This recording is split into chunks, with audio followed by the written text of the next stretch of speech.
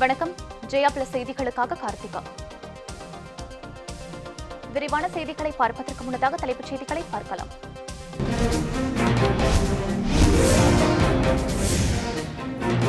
தமிழகத்தில் 1267 பேருக்கு கொரோனா பாதிப்பு. தமிழக அரசு தகவல், பலி எண்ணிக்கை 15ஆக அதிகரிப்பு.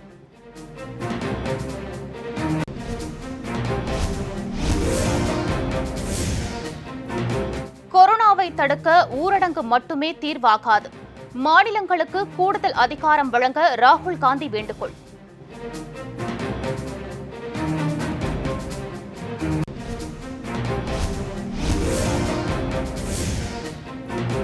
ஊரடங்கால் பாதிக்கப்பட்ட மக்களுக்கு அரசியல் கட்சிகளும் தன்னார்வலர்களும் நிபந்தனைகளுடன் நிவாரண உதவிகளை வழங்கலாம்.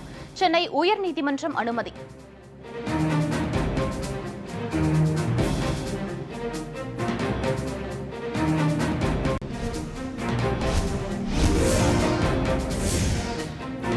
விழுப்புரம், கன்னியாகுமரி மாவட்டங்களில் கொரோனா வார்டில் அனுமதிக்கப்பட்டிருந்த 4 பேர் உயிரிழப்பு.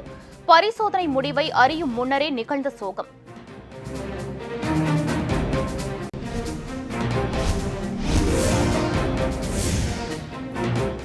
உயிர்கொல்லி தொற்றான கொரோனா வைரஸால் 21 லட்சம் பேர் பாதிப்பு. 5,10,666 பேர் குணமடைந்து வீடு திரும்பினர்.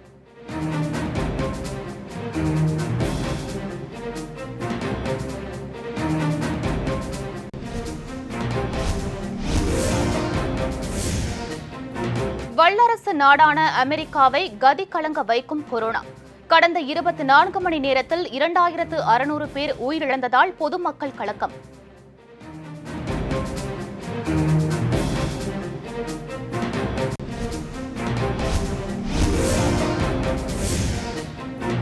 கொரோனா பாதிப்பில் அமெரிக்கா உச்சத்தை கடந்துவிட்டதாக அதிபர் ட்ரம்ப் தகவல். இம்மாத இறுதிக்குள் கட்டுப்பாடுகளை தளர்த்த முடிவு.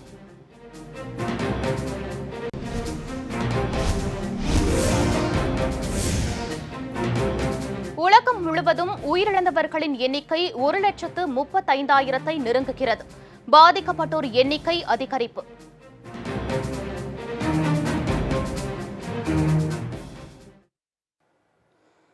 இனி விரிவான செய்திகள்.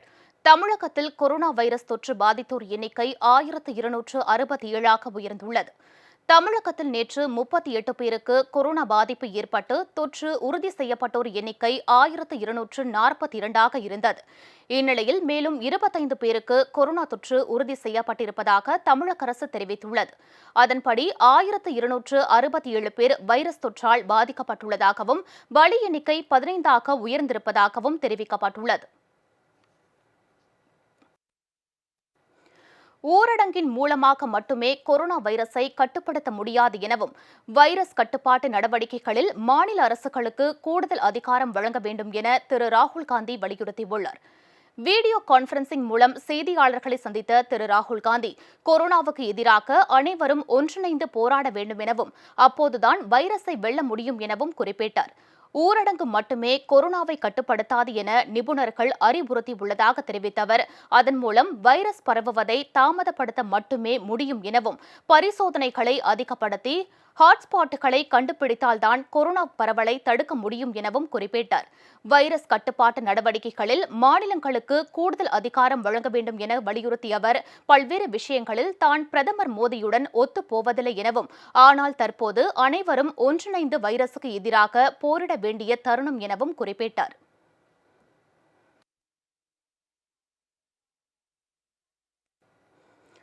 ஊரடங்கால் பாதிக்கப்பட்ட மக்களுக்கு அரசியல் கட்சிகளும் தன்னார்வ தொண்டு நிறுவனங்களும் நிபந்தனைகளுடன் நிவாரண உதவிகளை வழங்க சென்னை உயர்நீதிமன்றம் அனுமதி அளித்துள்ளது.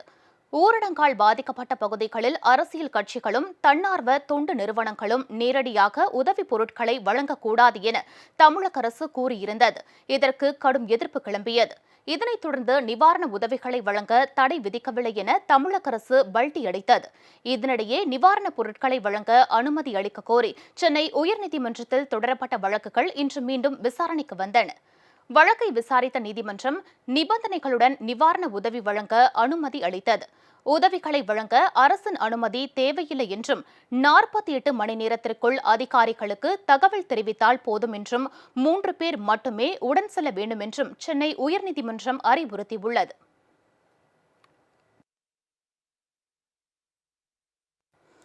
விழுப்புரம் அரசு மருத்துவக் கல்லூரி மருத்துவமனையில் கொரோனா வார்டில் அனுமதிக்கப்பட்டிருந்த 57 வயது நபர் ஒருவர் பரிசோதனை முடிவுகள் வருவதற்கு முன்பாகவே உயிரிழந்தார். விழுப்புரம் மாவட்டத்தில் இதுவரை 23 பேர் கொரோனா வைரஸ் பாதிப்பால் பாதிக்கப்பட்டுள்ளனர். அவர்களுக்கு விழுப்புரம் அரசு மருத்துவக் கல்லூரி மருத்துவமனையில் உள்ள கொரோனா சிறப்பு வார்டில் அனுமதிக்கப்பட்டு தீவிர சிகிச்சை அளிக்கப்பட்டு வருகிறது. பாணாம்பட்டு பகுதியைச் சேர்ந்த 57 வயதான முதியவர் ஒருவர் காய்ச்சல் காரணமாக விழுப்புரம் அரசு மருத்துவக் கல்லூரி மருத்துவமனையில் உள்ள கொரோனா சிறப்பு வார்டில் அனுமதிக்கப்பட்டார். அவரது இரத்த மாதிரிகள் சேகரிக்கப்பட்டு கொரோனா வைரஸ் பரிசோதனைக்காக சென்னைக்கு அனுப்பி வைக்கப்பட்டுள்ளது. பரிசோதனை முடிவுகள் வருவதற்கு முன்பாகவே அந்த நபர் சிகிச்சை பலனின்றி இன்று காலை உயிரிழந்தார். கொரோனா தொற்றுள்ளவர்களின் உடலை அடக்கம் செய்ய சுகாதாரத்துறை வெளியிட்டுள்ள வழிமுறைகளின் அடிப்படையில் அவரது உடலை அடக்கம் செய்ய மாவட்ட நிர்வாகம் நடவடிக்கை மேற்கொண்டுள்ளது.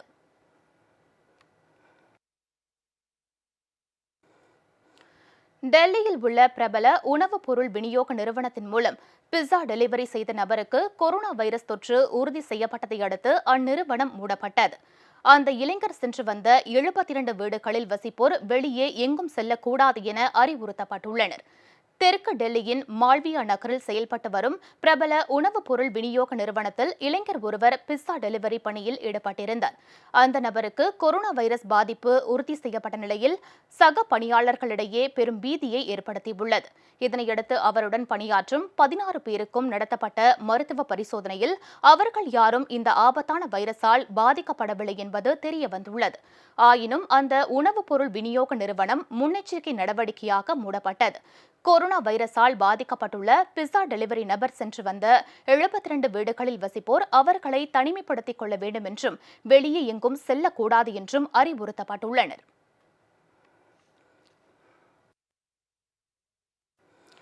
குஜராத்தில் மருத்துவமனையில் மத ரீதியாக படுக்கைகள் ஒதுக்கப்படுவதாக சர்வதேச மத சுதந்திரத்திற்கான அமெரிக்க ஆணையம் தெரிவித்திருந்த குற்றச்சாட்டை மத்திய அரசு திட்டவட்டமாக மறுத்துள்ளது. இந்தியாவின் குஜராத் மாநிலத்தில் கொரோனாவுக்கு சிகிச்சை அளிக்கும் மருத்துவமனையில் மத ரீதியாக தனித்தனி படுக்கைகள் ஒதுக்கப்படுவதாக சர்வதேச மத சுதந்திரத்திற்கான அமெரிக்க ஆணையம் குற்றம் சாட்டியது. இந்த தகவல் தவறானது என தெரிவித்துள்ள மத்திய வெளியுறவு அமைச்சகம் சிகிச்சை அளிப்பதில் எந்த மத வேறுபாடும் இல்லை என்று கூறியுள்ளது. கொரோனாவுக்கு எதிரான போரில் மதசாயம் பூச வேண்டாம் என்றும் உறுதிப்படுத்தப்படாத தகவல்களை பரப்ப வேண்டாம் என்றும் வெளியுறவுத்துறை செயலாளர் திரு அனுராக் ஸ்ரீவத்சவா தெரிவித்துள்ளார்.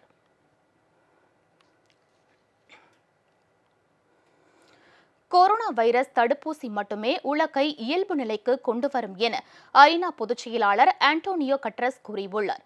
ஐநா பொதுச் செயலாளர் ஆண்டோனியோ கட்டரஸ் உறுப்பு நாடுகளுடன் காணொலி காட்சி மூலம் உரையாற்றினார். அப்போது கொரோனாவுக்கு எதிரான தடுப்பூசி இந்த ஆண்டு இறுதிக்குள் கண்டுபிடிக்கப்படும் என்றும் தடுப்பூசி மட்டுமே கொரோனாவில் இருந்து முழுமையாக விடுபட மக்களுக்கு உதவும் என்றும் உலகை இயல்பு நிலைக்கு கொண்டு வரும் என்றும் கூறினார். இதற்கு உலக நாடுகளின் ஒருங்கிணைந்த முயற்சி தேவை என கட்டரஸ் கூறினார். கொரோனாவுக்கு எதிராக செயல்பட ஐநா உறுப்பு நாடுகளிடம் $2 பில்லியன் நன்கொடை கேட்கப்பட்டிருப்பதாகவும் அதில் 20% தொகை திரட்டப்பட்டுள்ளதாகவும் ஆண்டோனியோ கட்டரஸ் தெரிவித்தார்.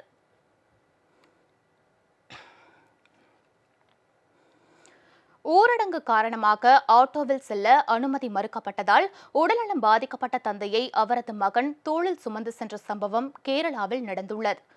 கேரள மாநிலம் புனலூரைச் சேர்ந்த 65 வயது முதியவருக்கு உடல்நலக்குறைவு ஏற்பட்டதால் மருத்துவமனையில் அவர் அனுமதிக்கப்பட்டார். சிகிச்சை முடிந்து நேற்று டிஸ்சார்ஜ் செய்யப்பட்ட அவரை மருத்துவமனையில் இருந்து ஆட்டோவில் வீட்டுக்கு அழைத்து சென்றனர். ஆனால் ஊரடங்கு விதிமுறைகள் காரணமாக ஆட்டோவை போலீசார் தடுத்து நிறுத்தினர். இதனையடுத்து நடக்க முடியாத நிலையில் இருந்த தனது தந்தையை அவரது மகன் தோளில் சுமந்தபடியே வீட்டிற்கு அழைத்து சென்றார். இந்த வீடியோ சமூக வலைதளங்களில் வேகமாக பரவி வருகிறது. ஊரடங்கு விதிமுறைகளை காரணம் காட்டி ஆட்டோ தடுத்து நிறுத்தப்பட்டாலும் உடல்நலம் பாதிக்கப்பட்ட நபரை அழைத்து செல்வதற்கு ஆட்டோவை அனுமதித்திருக்கலாம் என பலரும் கருத்து தெரிவித்து வருகின்றனர். இது தொடர்பாக மாநில மனித உரிமைகள் ஆணையம் தாமாக முன்வந்து வழக்கு பதிவு செய்து விசாரணை மேற்கொண்டு வருகிறது.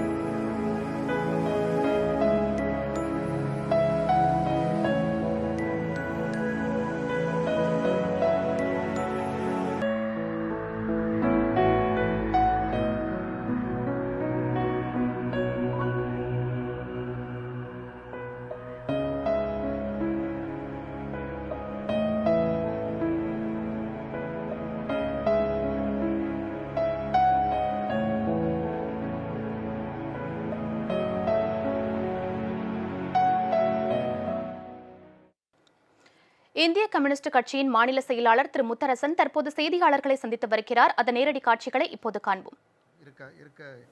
இருப்பதற்கு வாய்ப்பில்லை, வாய்ப்பு கிடையாது. சேர்ந்து செய்ய வேண்டும் என்பதுதான் விருப்பம். இரண்டாவது முறையாக ஊரடங்கு சட்டத்தை நம்முடைய பிரதமர் அவர்கள் 13ஆம் தேதி அறிவித்து மே 3 வரை நீடிக்கப்படும் என்று அறிவித்திருக்கிறார். அதற்கு முதல் நாள் மாண்புமிகு முதலமைச்சர் 30ஆம் தேதி வரை நீடிக்கப்படும் என்று முதலமைச்சர் அறிவித்திருக்கிறார். இந்த அறிவிப்பை தவறு என்று சொல்ல முடியாது. வேறு வழி இல்லை. இந்த ஊரடங்கு சட்டம் நீடிப்பது தவிர வேறு வழி இல்லை என்பதை நாம் எல்லோரும் உணர்ந்திருக்கிறோம். ஆனால் இந்த ஊரடங்கு சட்டம் விரிவுபடுத்துகிற பொழுது, நீடிக்கப்படுகிற பொழுது இதனால் பாதிக்கப்படுகிற மக்களை எவ்வாறு நாம் பாதுகாக்கப் போகிறோம், அதற்கு நாம் என்ன ஏற்பாடுகளை செய்ய போகிறோம் என்கிற கேள்விக்கு இரண்டு அரசிடம் இருந்தும் நல்ல பதிலை நம்மால் பெற முடியாதுதான் மிகப்பெரிய சங்கடத்தை ஏற்படுத்தியிருக்கிறது. பிரதமர் அவர்கள் 13ஆம் தேதி உரையாற்றுகிற பொழுது மக்களுக்கு 7 கட்டளைகளை 7 அறிவுரைகளை எல்லாம் சொன்னார். அந்த 7 அறிவுரைகளிலும் வரவேற்கத்தக்கது தான், அதில் ஒன்றும் மாறுபட்ட கருத்தல்ல. ஆனால் அந்த 7 அறிவுரைகளையும் பின்பற்றுகிற பொழுது அதிலிருந்து அவர்கள் தங்களை தற்காத்து கொள்ள பொருளாதார ரீதியாக மத்திய அரசாங்கம் என்ன உதவி செய்கிறது என்கிற கேள்விக்கு இன்று வரையில் எந்த விடையும் இல்லை. அதேபோல் மாநில அரசு 30ஆம் தேதி வரை நீடிக்கும் என்று மாண்பு முதலமைச்சர் அறிவித்ததற்கு பிறகு அமைப்பு சாரா தொழிலாளர்களுக்கு 1000 ரூபாய் வழங்கப்படும், உணவுப் பொருள் வழங்கப்படும் என்று அறிவித்திருக்கிறார்.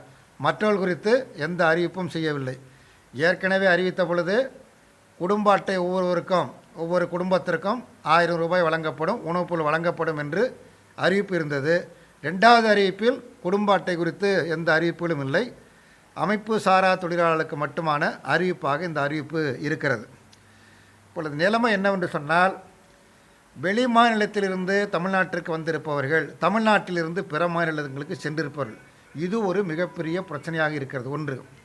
2வது மிகப்பெரிய பிரச்சனை, அமைப்பு சாரா தொழிலாளர்கள், ஆட்டோ ஓட்டுநர்களாக இருக்கலாம், சவர தொழிலாளியாக இருக்கலாம், கட்டுமான தொழிலாளியாக இருக்கலாம், இன்னும் விவசாய தொழிலாளர், இன்னும் பல்வேறு துறைகளில் பணிபுரியக்கூடிய தொழிலாளர் இருக்கலாம். இவர்களெல்லாம் அன்றாடம் பணி செய்து அதில் கிடைக்கிற ஊதியத்தை கொண்டு தான் தங்களது வாழ்க்கையை நகர்த்தி கொண்டிருக்கிறார்கள். இவர்களுக்கு எந்த விதமான உதவிகளும் தற்போது இல்லை. இந்த நிலை நீடித்தால் பட்டினிச்சாவு ஏற்படும் அபாயம் இருக்கிறது. இது எதோ வேண்டும் என்று சொல்லவில்லை. 2001-2006 ஆண்டில் இதே தமிழ்நாட்டில் 2001-2006 அந்த 5 ஆண்டுகளில் தமிழ்நாடு மிக கடுமையான வறட்சியை சந்தித்த பொழுது பட்டினிச்சாவு ஏற்பட்டது என்பதை இந்த நேரத்தில் நினைவுகூறுகிறேன். அந்த பட்டினிச்சாவையை குறிப்பிட்ட பொழுது என்ன பதில் சொன்னார்கள் என்பதெல்லாம் நான் இப்பொழுது விளக்க விரும்பவில்லை. அது அரசியலாகிவிடும். அந்த அரசியலுக்கு நான் போகவில்லை. பட்டினிச்சாவு ஏற்படும் அபாயம் இருக்கிறது. அந்த அபாயத்தை அரசு உணர வேண்டும் என்று வற்புறுத்துகிறோம். குடும்பத்திற்கு ஒரு ரேஷன் அட்டைக்கு 5000 ரூபாய் வழங்க வேண்டும் என்று மீண்டும் வற்புறுத்துகிறோம். எந்த உதவியும் செய்யலை, அதை மீண்டும் நாங்கள் வற்புறுத்துகிறோம். அதே போல் இந்த அமைப்பு சாரா தொழிலாளர் வாரியங்களில் உறுப்பினராக இருப்பவர்களுக்கு, அதாவது வாரியத்தில் உறுப்பினராக இருக்கிற எல்லோருக்கும் இந்த உதவித்தொகை கிடையாது. அறிவிப்பு ஒன்றாக இருக்கிறது, செயல்பாடு என்பது வேறு விதமாக இருக்கிறது. அமைப்பு சாரா தொழிலாளர் வாரியத்தில் இருக்கிற உறுப்பினர்களுக்கு என்று பொதுவாக சொல்லப்படுகிறது. அமைப்பு சாரா தொழிலாளர்கள் வாரியத்தில் பதிவு செய்தால் மட்டும் போதாது, அவர்கள் குறிப்பிட்ட காலத்தில் புதுப்பித்திருக்க வேண்டும்.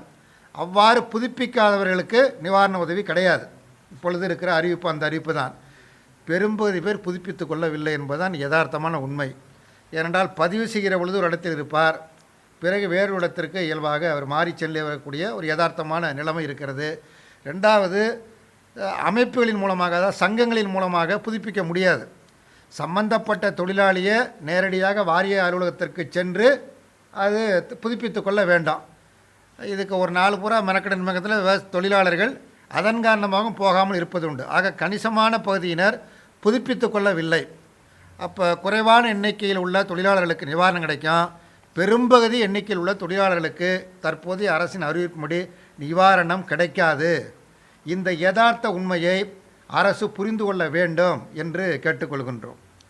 அதே போல் விவசாயிகள் இன்றைக்கு முதலமைச்சர் அறிவிக்கிற பொழுது, இன்றைய பத்திரிகைகள் சந்திக்கிற பொழுது, விவசாயிகளுடைய விளைபொருள்கள் எல்லாம் குடோனில் வாடகை இல்லாமல் வைத்துக்கொள்ளலாம் என்று அவர்கள் அறிவிக்கிறார்கள். அதாவது எத்தனை விவசாயிகள் குடோனை நோக்கி வர முடியும் என்கிற யதார்த்த நிலைமைகளை பார்க்க வேண்டும்.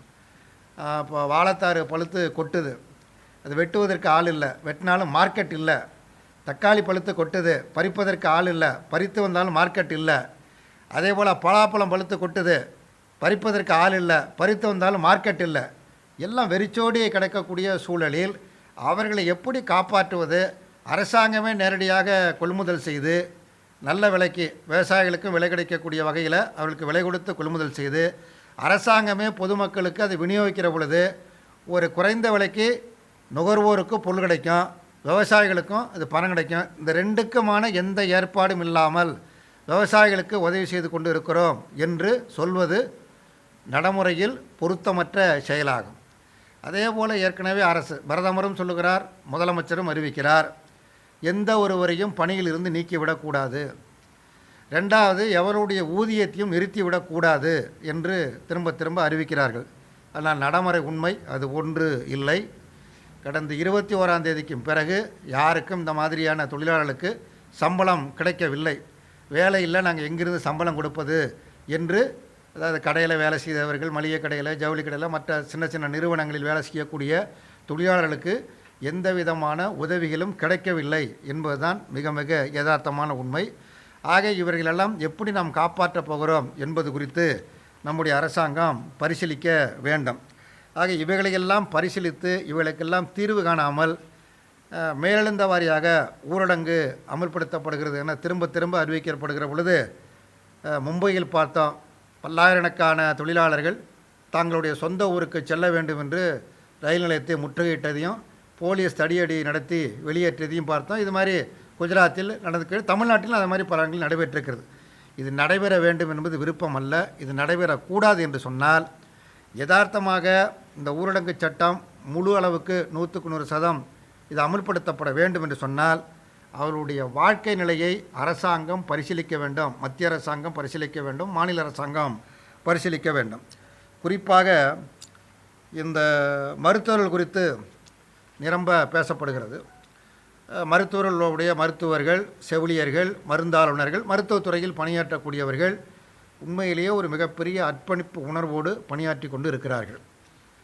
அவர்களிலேயே 8 பேருக்கு கரோனா நோய் பாதிக்கப்பட்டு இருக்கிறது என்கிற செய்தி வருகிறது. தஞ்சை மற்றும் திருச்சி மாவட்டங்களில் அத்தியாவசிய பொருட்களை 2 நாட்களுக்கு மட்டும் அனுமதி அளித்து 3 வண்ணங்களில் அடையாள அட்டைகள் வழங்கப்பட்டுள்ளன.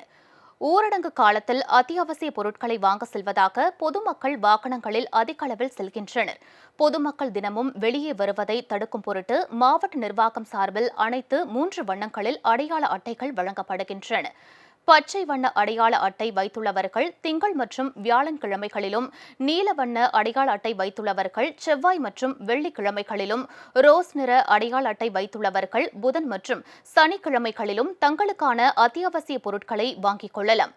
குடும்பத்தில் இருந்து ஒருவர் மட்டுமே வெளியே வர அனுமதிக்கப்பட்டு அவருடைய ஆதார் எண் அடையாள அட்டையில் குறிப்பிடப்பட்டிருக்கும் அடையாள அட்டையில் குறிப்பிடப்பட்டிருந்தவர் அல்லாமல் வேறு யாரேனும் வந்தால் அடையாள அட்டை பறிமுதல் செய்யப்படும் என தஞ்சை மாவட்ட ஆட்சியர் திரு கோவிந்தராவ் எச்சரிக்கை விடுத்துள்ளார். திருச்சி மாவட்டம் துறையூர் ஒன்றியத்தில் உள்ள 34 ஊராட்சிகளைச் சேர்ந்த மக்களுக்கான அனுமதிச் சீட்டுகளை அந்தந்த ஊராட்சி மன்ற தலைவர்களிடம் முசிறி காவல்துறை துணை கண்காணிப்பாளர் திரு செந்தில்குமார் வழங்கினார்.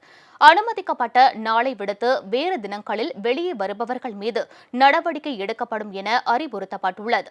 மணப்பாறை, வையம்பட்டி, திருவெரும்பூர் உள்ளிட்ட திருச்சி மாவட்டத்தில் பல்வேறு பகுதிகளிலும் அடையாள அட்டைகள் வழங்கப்பட்டு வருகின்றன.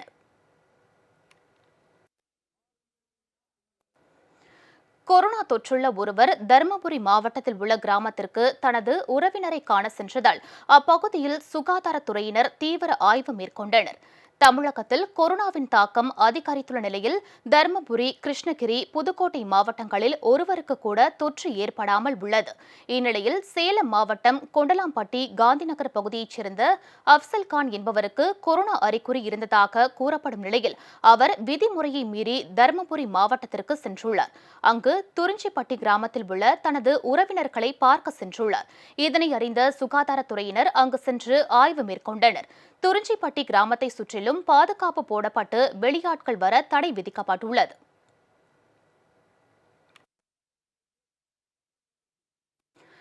தேர்வுகள் முடிந்து கோடை விடுமுறையால் களை கட்டும் உதகை கொரோனா வைரஸ் தாக்கத்தால் இம்முறை களை இழந்து காணப்படுகிறது. சர்வதேச அளவில் பிரசித்தி பெற்று விளங்கும் சுற்றுலா தலமான உதகை தமிழக மக்களின் மிக முக்கியமான கோடை வாசஸ்தலமாகும். தேர்வுகள் முடிந்து கோடை விடுமுறையில் உதகை சென்று மலர் கண்காட்சியை காணலாம் என பலர் திட்டமிட்டிருந்திருப்பார்கள். ஆனால் கொரோனா வைரஸ் தாக்கம் அனைவரது சுற்றுலா கனவையும் தகர்த்துவிட்டது. ஊரடங்கு உத்தரவால் உதகை கமர்ஷியல் சாலை, தாவர பூங்கா சாலை, என்ஜினஸ் சாலை, குன்னூர் சாலை, மைசூர் சாலை, ஏடிசி சாலை, மார்க்கெட் சாலை, மத்திய பேருந்து சாலை, படகு இல்லம் என அனைத்து இடங்களும் வெறிச்சோடி காணப்படுகின்றன.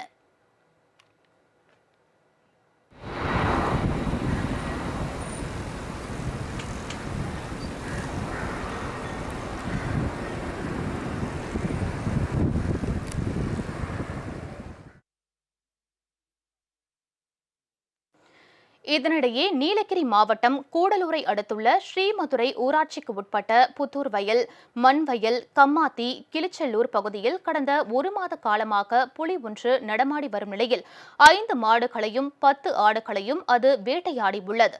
இதனால் அதிர்ச்சி அடைந்துள்ள அப்பகுதி மக்கள் புலியை பிடிக்க வனத்துறை நடவடிக்கை எடுக்க வேண்டும் என வலியுறுத்தியுள்ளனர். அம்பலமுலை என்ற இடத்துல புலி தாக்கி ஒரு மாடு இறந்துள்ளது நேற்று நைட்டில். ஏற்கனவே 4-5 மாடு இதே மாதிரி ஸ்ரீமதுரை முதுமலை இந்த ஏரியாவில் புலி தாக்கி இறந்துள்ளது. வனத்துறையினர் வந்து பார்ப்பாங்க, ஆனால் இது வரைக்கும் நிவாரணம் ஒழுங்காக கிடைக்கல.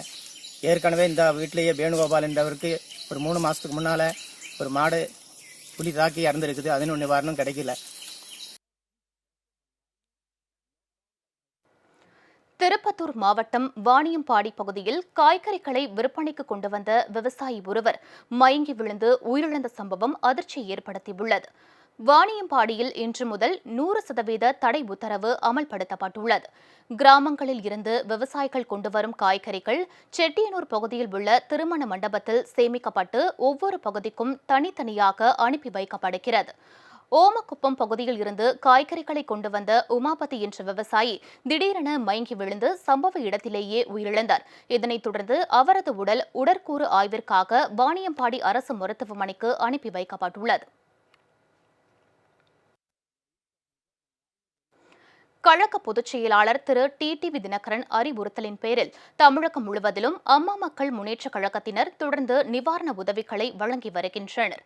திருவள்ளூர் மாவட்டம் திருவொற்றியூர் மேற்கு பகுதி கழகம் சார்பில் மணலியில் மக்களுக்கு கபசுர குடிநீர் வழங்கப்பட்டு முகக்கவசம், மளிகை பொருட்கள் வழங்கப்பட்டன. சமூக இடைவெளியை கடைபிடித்து இந்த நிவாரணப் பொருட்களை கழகத்தினர் வழங்கினர்.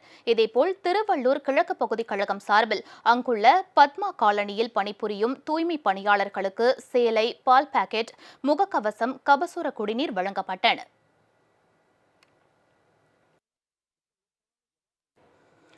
கொரோனா வைரஸ் சர்வதேச நாடுகளை கதி கலங்க செய்துள்ள நிலையில் அதை சற்றும் சட்டை செய்யாத மக்கள் இருக்கத்தான் செய்கிறார்கள். அந்த வகையில் கும்பகோணம் அருகே ஆரவாரமாக கறி விருந்து நடத்தப்பட்டுள்ளது. கொரோனா வைரஸ் பரவலை தடுக்க பொது இடங்களில் கூட்டமாக கூடாதீர்கள், சமூக இடைவெளியை கடைபிடியுங்கள் என திரும்ப திரும்ப வலியுறுத்தப்பட்டு வருகிறது. ஆனால் கும்பகோணம் அருகே சுவாமி மலையை ஒட்டிய தியாக சமுத்திரம் என்ற இடத்தில் இளைஞர்கள் ஊரடங்கை சற்றும் பொருட்படுத்தாமல் ஆட்டுக்கறி சமைத்து கொரோனா விருந்து படைத்துள்ளனர்.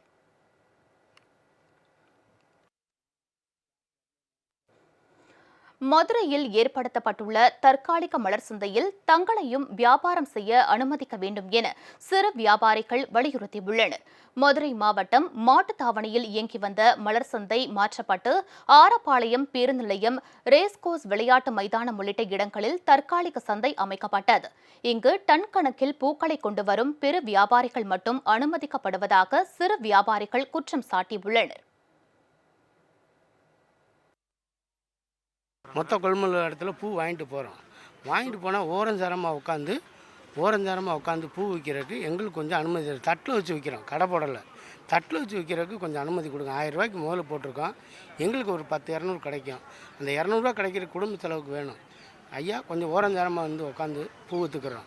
இருந்தாலும் இங்கே மொத்த கொள்முதல் வாங்கிட்டு போனால் எங்களுக்கு ஏதாவது கிடைக்கனாலும் எல்லோரும் எங்கள் குடும்ப குட்டிக்கு எதுவும் செலவுக்கு கூட காசு இல்லை. வாங்கி போன பூக்களை நாங்கள் தொடுத்து தெருவில் வியாபாரம் பண்ணுறதுக்கு எங்களுக்கு சில டைங்களுக்கு தேவைப்படுது. அது கவர்மெண்ட் எங்களுக்கு ஒரு காலையில் ஒரு 7 மணிலேருந்து ஒரு 10 மணிக்குள்ளே எங்களுக்கு டைம் ஒதுக்கி கொடுத்தாங்கன்னா அதை விற்பனை பண்ணி நாங்கள் அதுக்கான செலவு வீட்டு செலவுக்கு யூஸ் ஆகிக்கிறோம். இதை கவர்மெண்ட் வந்து எங்களுக்கு நல்லா ஒரு அப்ரூவ் பண்ணி கொடுத்தா எங்களுக்கு ரொம்ப சந்தோஷம்.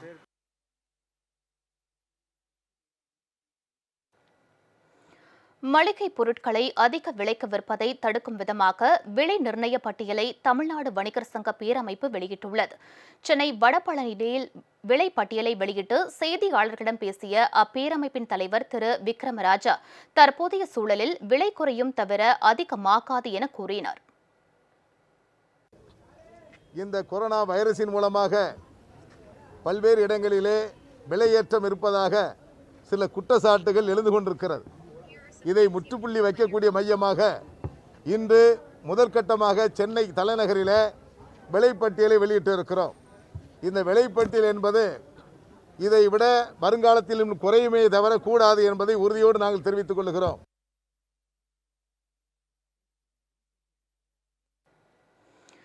சீனாவின் ஹுகான் நகரில் 10 நாட்களில் கட்டப்பட்ட கொரோனா சிறப்பு மருத்துவமனையில் இருந்த அனைவரும் குணமடைந்து வீடு திரும்பியதை அடுத்து அந்த மருத்துவமனை மூடப்பட்டது. சீனாவின் ஹுபை மாகாணம் ஹுகான் நகரில்தான் கொரோனா வைரஸ் முதலில் கண்டறியப்பட்டது. அங்கு வைரஸ் பரவல் தீவிரமடைந்ததை அடுத்து கடந்த ஜனவரி 23ஆம் தேதி அந்நகரம் முழுமையாக மூடப்பட்டு சீல் வைக்கப்பட்டது.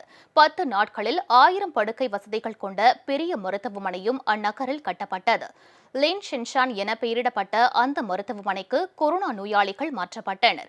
இந்நிலையில் அந்த மருத்துவமனையில் சிகிச்சை பெற்று வந்த நோயாளிகள் அனைவரும் குணமடைந்து வீடு திரும்பியுள்ளனர். அங்கிருந்த பணியாளர்கள் அனைவரும் அவரவர் வழக்கமான பணியிடங்களுக்கு திரும்பியுள்ளனர். இதனையடுத்து ஹுகான் நகரில் 10 நாட்களில் கட்டப்பட்ட கொரோனா சிறப்பு மருத்துவமனை மூடப்பட்டது. திருச்சி அரசு மருத்துவமனையில் கொரோனா அறிகுறிக்காக சிகிச்சை பெற்று வந்த 32 பேர் இன்று டிஸ்சார்ஜ் செய்யப்பட்டனர். திருச்சி மாவட்டத்தைச் சேர்ந்த 29 பேரும், பெரம்பலூர், அரியலூர் மாவட்டங்களைச் சேர்ந்த 3 பேரும் திருச்சி அரசு மருத்துவமனையில் கொரோனா அறிகுறிக்காக சிகிச்சை பெற்று வந்தனர். சிகிச்சை முடிந்து அவர்கள் இன்று வீட்டிற்கு அனுப்பி வைக்கப்பட்டனர். அவர்களை மாவட்ட ஆட்சித்தலைவர் திரு சிவராசு, மருத்துவமனை டீன் டாக்டர் வனிதா, மாநகராட்சி ஆணையர் சிவசுப்பிரமணியன், மருத்துவக் குழுவினர், செவிலியர், அரசு அதிகாரிகள் ஆகியோர் பழத்தட்டு கொடுத்து வழி அனுப்பி வைத்தனர்.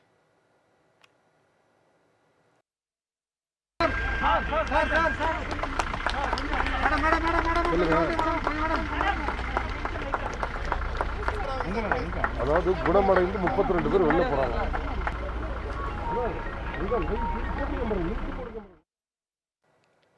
வீட்டிற்கு அனுப்பி வைக்கப்பட்ட 32 பேரும் 14 நாட்கள் வீட்டிலேயே தனிமையில் இருக்க அறிவுறுத்தப்பட்டிருப்பதாக மாவட்ட ஆட்சியர் திரு சிவராசு கூறினார். திருச்சி மாவட்டத்தில் நம்ம கொரோனா பாதிப்பு மொத்தம் 43 கேஸ் இருந்தது. நம்ம முதல்ல 31ஆம் தேதி மார்ச் 31ஆம் தேதி 36 கேஸ் ரிப்போர்ட் ஆச்சு. அந்த கேஸை நம்ம புரோட்டோகால் படி 14 டேஸ் முடிஞ்சு 2 தடவை ரிசல்ட் எடுத்தோம், டெஸ்ட் பண்ணோம். நேற்று நெகட்டிவ் வந்தது. அதுக்கு முந்தின நாள் 24 ஹவர்ஸ்க்குள்ளே மறுபடியும் எடுக்கணும். எடுத்து 2 நெகட்டிவ் வந்த கேஸ் திருச்சி மாவட்டம் மட்டும் 29 கேஸு. மீதி அதர் மாவட்டம் கரூர் 1, பெரம்பலூர், அரியலூர் 3 கேஸு. ஸோ இன்றைக்கி 32 பேர் நம்ம டிஸ்சார்ஜ் பண்ணியிருக்கோம். திருச்சி மாவட்டத்தை பொறுத்த வரைக்கும் 43 கேஸ் ரிப்போர்ட் ஆகிருந்தது. 29 கேஸை நம்ம இன்றைக்கி டிஸ்சார்ஜ் பண்ணியிருக்கோம். 14 கேஸ் இன்னும் நம்ம உள்ளே இருக்காங்க. எல்லாமே நல்ல நிலைமையில் இருக்காங்க. நம்ம அதிகபட்ச வயதாக இருந்தவங்க 67 வயசு முதியவர், அவர் இன்றைக்கி டிஸ்சார்ஜ் ஆகிட்டார். எந்த இதுவும் இல்லை. மிக குறைந்தபட்சமாக இருந்து 1 வயது குழந்தை அந்த குழந்தை ரொம்ப நல்லா இருக்காங்க. அதனால் கூடிய விரைவில் அனைவருக்கும் சிகிச்சை அளிக்கப்பட்டு விரைவில் டிஸ்சார்ஜ் பண்ணப்படும் என தெரிவித்துக் கொள்கிறேன். இயற்கையை அளித்ததால் கொரோனா வைரஸ் நமக்கு பாடம் புகட்டிவிட்டதை உணர்த்தும் வகையில் நடிகர் வடிவேலு வீடியோ ஒன்றை வெளியிட்டுள்ளார். அது தற்போது ட்ரெண்டிங் ஆகி வருகிறது. காடுகளை அழித்தோம், மண்வளம் கெடுத்தோம், நீர்வளம் ஒழித்தோம், நம் வாழ்க்கையை தொலைத்தோம். வைரஸாய் வந்தேனி பாடம் புகட்டிவிட்டாய், இயற்கையை மதிக்கின்றோம், இத்தோடு விட்டுவிடு. சென்னை வண்ணாரப்பேட்டை தியாகராய கல்லூரி மைதானத்தில் அமைக்கப்பட்டுள்ள தற்காலிக சந்தையில் பெருநகர ஊர்காவல் படை வடக்கு மண்டலம் சார்பில் கபசுர குடிநீர் மற்றும் முகக்கவசம் வழங்கப்பட்டன. சென்னையில் ஊர்காவல் படை சார்பில் கொரோனா விழிப்புணர்வு பிரச்சாரம் தொடர்ந்து மேற்கொள்ளப்பட்டு வருகிறது. இதன் ஒரு பகுதியாக சென்னை வண்ணாரப்பேட்டையில் உள்ள தியாகராய கல்லூரி மைதானத்தில் அமைக்கப்பட்டுள்ள தற்காலிக சந்தையில் விழிப்புணர்வு பிரச்சாரம் மேற்கொள்ளப்பட்டது. சந்தைக்கு வந்தவர்களுக்கு கபசுர குடிநீர் மற்றும் முகக்கவசம் வழங்கப்பட்டன. ஓட்டேரி, வேளச்சேரி மற்றும் பழைய வண்ணாரப்பேட்டை, இன்றைய தினம் வண்ணாரப்பேட்டையில் இந்த விழிப்புணர்வை நாங்கள் நடத்துகின்றோம். காவல்துறைக்கு பொதுமக்களுக்கும் இடையில் நல்ல உறவு இருக்க வேண்டும் என்பதற்காக வலியுறுத்தி இந்த நிகழ்ச்சியை நாங்கள் தொடர்ந்து ஊர்காவல் படை சார்பாக செய்து வருகிறோம்.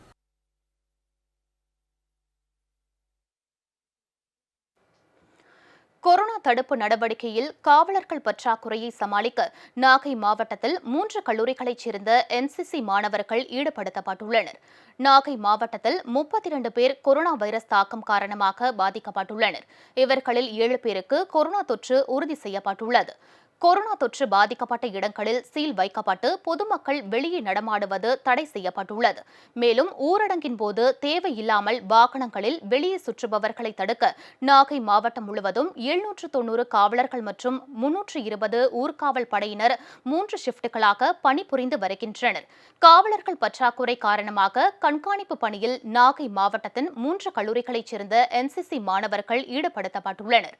மயிலாடுதுறை காவல்துறை துணை கண்காணிப்பாளர் அலுவலகத்தில் நடைபெற்ற நிகழ்ச்சியில் விதிமுறைகளை மீறி வெளியே வருபவர்களை தடுப்பது, கடைகளில் சமூக இடைவெளியுடன் பொதுமக்களை அனுப்புவது உள்ளிட்டவை குறித்து NCC மாணவர்களுக்கு காவல்துறை அதிகாரிகள் விளக்கமாக எடுத்துரைத்தனர்.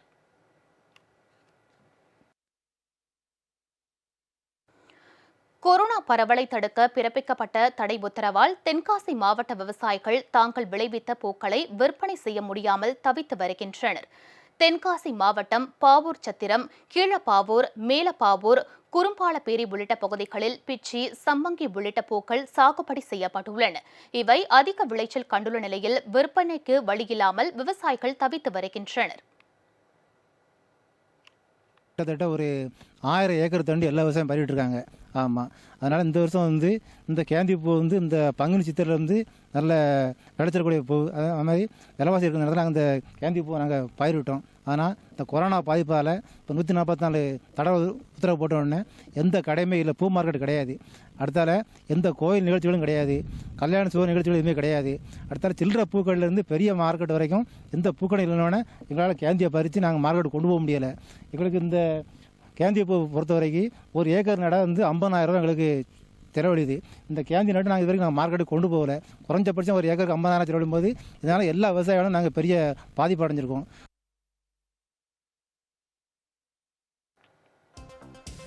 செய்திகள் நிறைவடைந்தன. அடுத்தடுத்த நிகழ்வுகளுக்கு தொடர்ந்து பாருங்கள் ஜெயா பிளஸ் செய்தி சேனலை.